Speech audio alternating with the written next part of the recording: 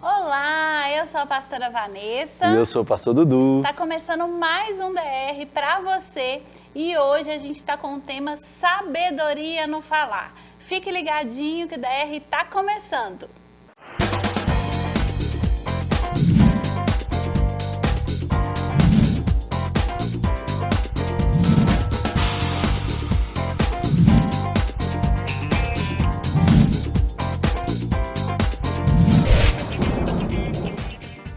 A palavra de Deus, lá no Salmo 37, verso 30, diz assim: a boca do justo profere sabedoria e a sua língua fala conforme a justiça.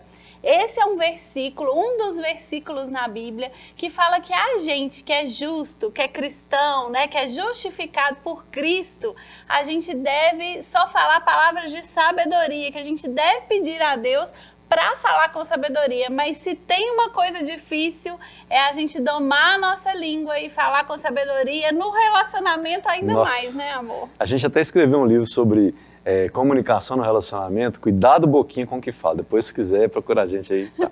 Mas esse livro fala sobre como é difícil a gente conseguir colocar uma ideia que está aqui na cabeça, na íntegra, para que o outro entenda ela como ela realmente é. Né? E isso aí envolve sabedoria, a gente tem que refletir antes de falar. A palavra não pode simplesmente sair da nossa boca, porque ela vai ter uma repercussão. Né? E é muito importante, gente, para as mulheres falar com sabedoria, porque a palavra de Deus nos diz que a mulher sábia edifica a sua casa. Então a mulher, ela mostra que ela tem sabedoria, não que ela tenha que provar isso, mas ela entende que ela tem que agir com sabedoria, então ela vai mostrar essa sabedoria no falar e no agir, né? E esse falar da mulher, que geralmente a mulher é muito envolvida pelas emoções, e esse falar da mulher, o homem geralmente fica mais calado na briga. E a mulher fala até o que não deve, né?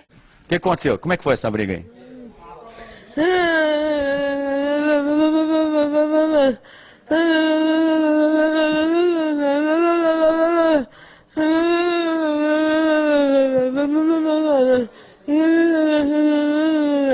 Fala muito e fala Mas mais do que deveria. Fala na tentativa de ter uma resposta, porque a comunicação ela é mão dupla, não é mão única. Você não vai só você falar, você vai ter outra pessoa que vai corresponder. Uma hora vocês vão chegar no mesmo nível, mas é um desafio para a comunicação. Sabedoria é você pensar se você tem que falar também. Eu ia falar uma frase sobre isso. Aristóteles fala que é o seguinte: eu não falo tudo que eu penso, mas eu penso em tudo que eu vou falar. Isso. Olha, essa frase é de muita sabedoria. Você não pode falar tudo que você pensa, porque vai ter coisas que você vai pensar por causa das suas emoções, porque você tá ali nervoso, mas você não deve falar, porque a partir do momento que você fala, aquilo se torna uma verdade, né? Aquilo não pode voltar atrás.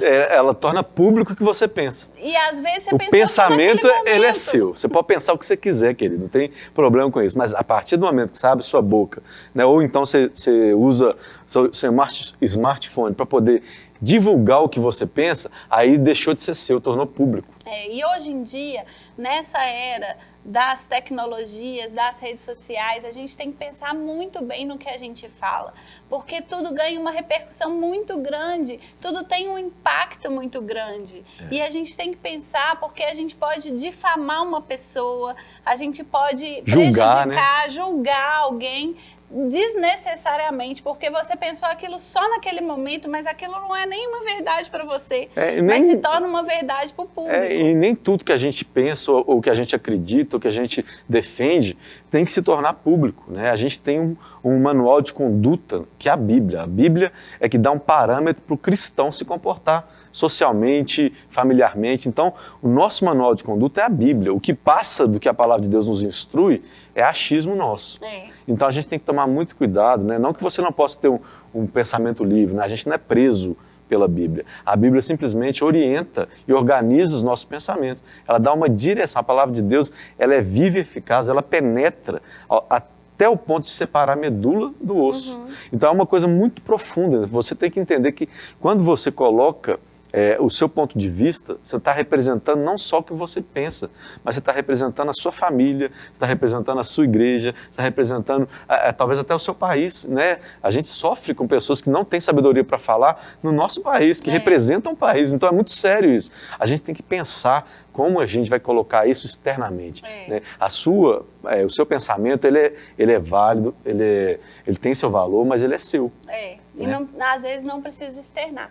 Tem duas situações aqui que a sabedoria no falar é muito importante.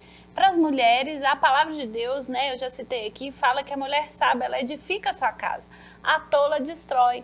Então, e aqui no Salmo que a gente acabou de ler também, fala que da boca do justo tem que proferir justiça, tem que sair palavras justiça. de sabedoria, né? Então, a gente tem que pensar no que a gente vai falar, se vai edificar. Na nossa boca deve sair palavras que só vão somar na vida das outras pessoas. A gente não pode ter palavras para destruir, mas para somar. Isso para as mulheres é muito importante, que você seja essa mulher com o seu marido, que coloque palavras para motivá-lo, para construí-lo, para poder levantar o astral dele, que às vezes ele está chateado, desmotivado com alguma coisa. Eu vou falar até mais. Mulher, você tem, com a sabedoria que Deus te dá, você consegue o que você quer do seu marido. A Vanessa tem um jeitinho de falar que só Jesus sabe, né? Que ela fala com doçura nas palavras. Eu quero meu arroz com feijão e linguiça, na minha mesa o meu macarrão na chapa. E eu fico ali, assim, como é que eu vou reagir bruscamente ou brutamente contra uma palavra doce, né? A sabedoria no falar envolve o tom de voz, né? Envolve o momento que você vai falar. A palavra branda desvia o furor. E a palavra dura suscita a ira. Então é isso que a mulher tem que aprender, né? E é isso que o Eduardo está falando. Não é manipulação não, viu, gente? É realmente não querer que exista na sua vida, no seu relacionamento, palavras para destruir. Eu acho que tem muito a ver com criar um ambiente de paz. A sabedoria é para criar um ambiente de paz. Né? A gente não tem que ter sabedoria para entrar na guerra e fazer uma guerra. Não é isso que a gente está. A gente não está vivendo para fazer guerra. A gente já está numa guerra, que a nossa vida é uma guerra. A gente luta o tempo todo na nossa carne contra a nossa vontade, né? O nosso espírito que é uma coisa, a carne que é outra. Isso é uma guerra. Mas a sabedoria é você pedir para Deus a capacidade de colocar isso que você já sabe que é certo para fora.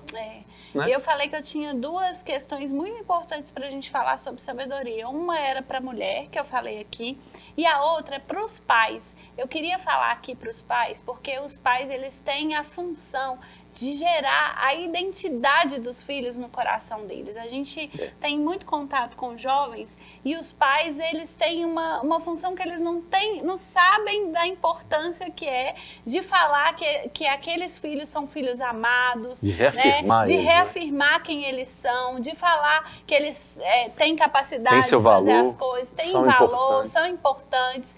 Os pais têm deixado isso e às vezes têm usado palavras que não são fontes de justiça e nem de sabedoria. E aí deixa o filho ouvir lá de fora que ele pode ser quem ele quiser, que ele pode agir da maneira que ele quiser, que não tem controle sobre a vida dele. Isso é uma mentira. Os pais não é que eles controlam de dominar, mas eles têm autoridade sobre a vida dos filhos para agir com sabedoria.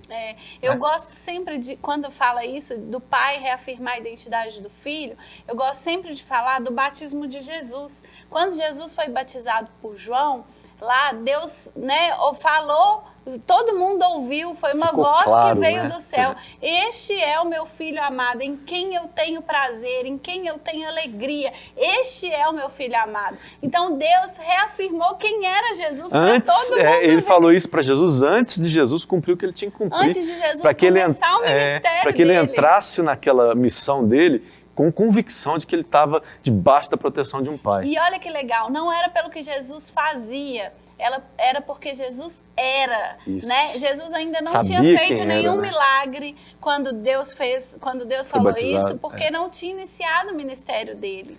Isso é muito lindo e Deus quer falar para você também, né? Que você é amado, né? Que você não precisa viver sob um jugo de uma pressão social ou do que está todo mundo fazendo, você não precisa disso. Deus te deu a capacidade de ouvir na palavra dele e aprender e ser sábio nas suas ações diárias. Então aprenda isso. Deus quer que você haja com sabedoria, porque a gente reflete a imagem dele. Eu e a Vanessa juntos refletimos a imagem de Deus. Você no seu casamento, você na sua família, reflete a imagem de Deus. né? Então a gente queria deixar essa mensagem para você que está nos assistindo, né? Haja com sabedoria, peça a Deus sabedoria, pense antes de falar e fale o que vai edificar. Amém. Né? Então a gente quer deixar isso para vocês, que Deus abençoe sua vida, a sua casa e que você haja segundo o coração de Deus, sempre.